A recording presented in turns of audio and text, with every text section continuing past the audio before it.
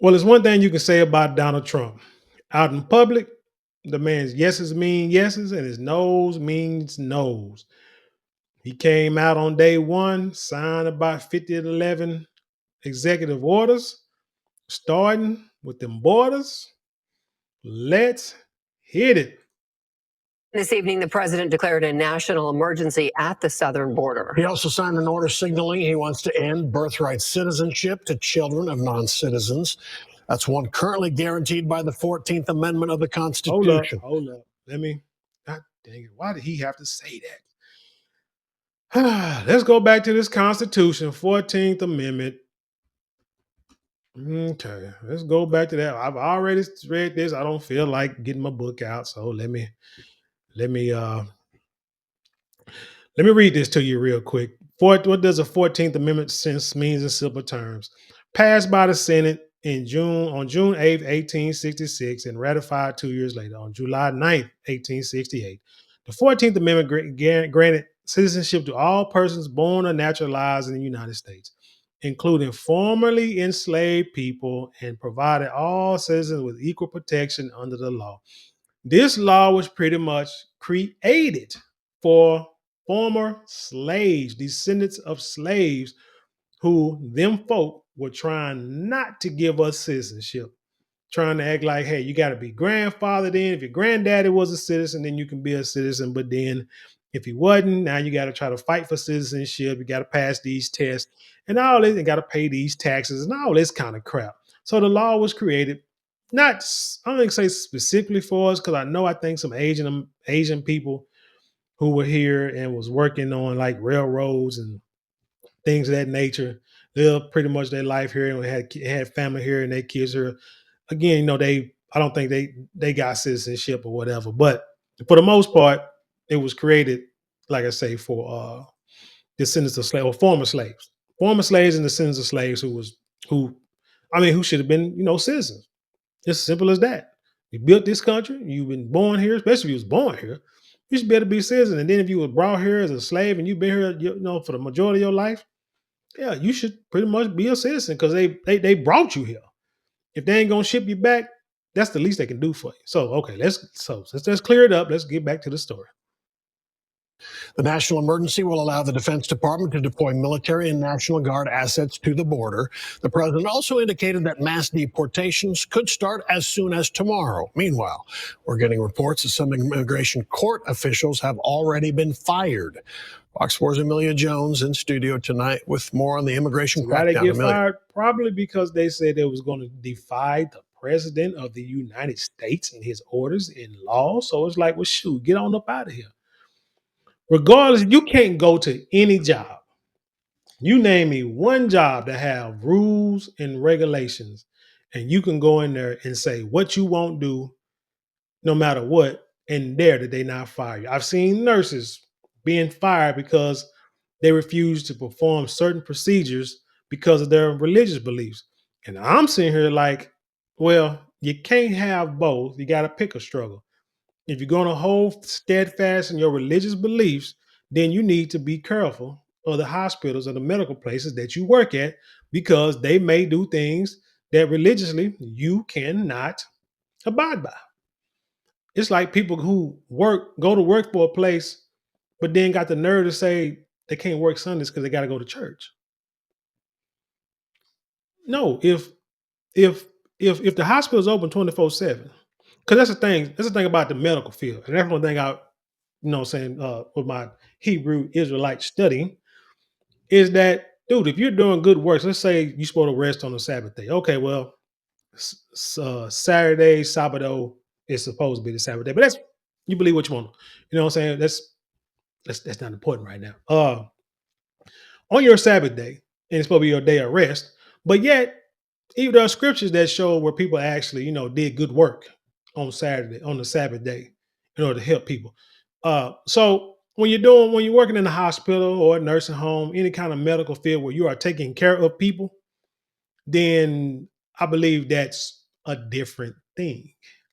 But if you're like working, like I say, like maybe out in the field or farming, working on cars or whatever, some kind of stuff that can be like can wait till tomorrow. Now, if it's an emergency, then you got to do it. But anyway, the point is, you work at a place that's open on Sunday, and you want that job, and you got to understand that it's a possibility that you may have to work on a Sunday. If you don't want to work on Sunday, work at like I don't know, a dialysis clinic.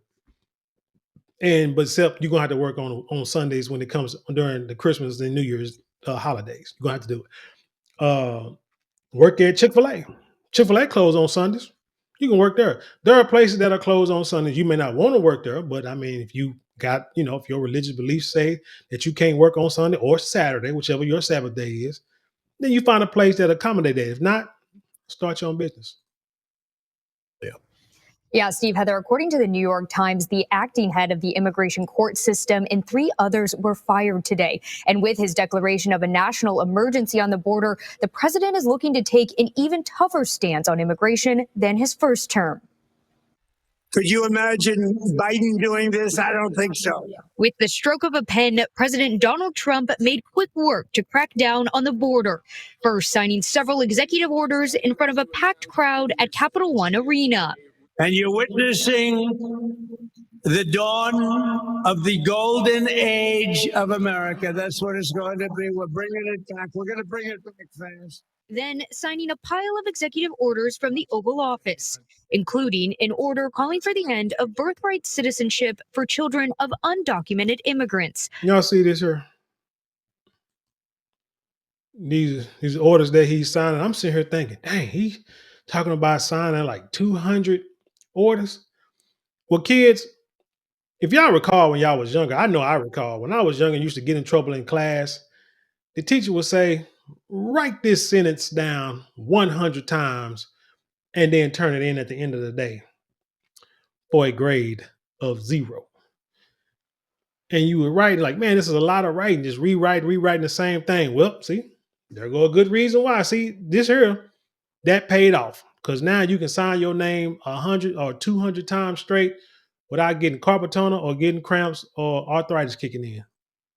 Pile of executive orders from the Oval Office, including an order calling for the end of birthright citizenship for children of undocumented immigrants, a move that will likely be challenged in court since birthright citizenship is enshrined in the Constitution. Birthright. That's a big one. What about that one? That one is likely to be challenged. Could be. We think we have good grounds, but you could be right. I mean, you'll find out.